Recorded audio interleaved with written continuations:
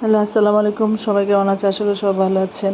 আজকে আমি পাঁচমিশালি মাছের কষানো রান্না দেখাচ্ছি। একটু সবগুলো মশলা, হলুদ, মরিচ আর কাঁচা মরিচ, ধনিয়া পাতা সব কিছু মিলে একসাথে মাছগুলো মাখিয়ে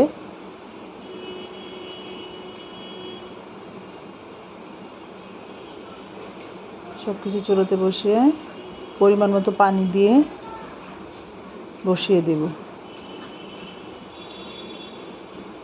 মাখা মাখা ঝোল থাকবে আর কি। পুরোটা একটা সুন্দর একটা কালার আসবে।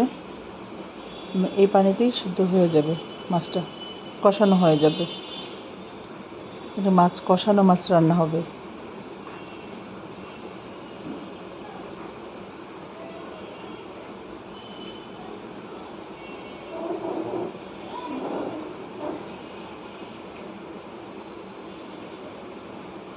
তিন চারটা বলক আসবে, তারপর চলে আস্তে আস্তে করে সুন্দর করে কমিয়ে দেব এবং কালারটা, তেলটা উপরে চলে আসবে।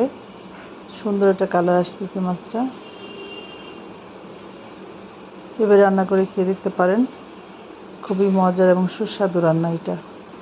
মাছ কষানো রান্না, সব মশলা একসাথে মাখিয়ে কষানো বলে এটাকে। পাঁচমিশালি মাছ রান্না।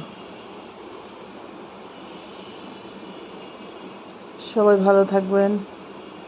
আসসালামু আলাইকুম। আল্লাহ হাফেজ।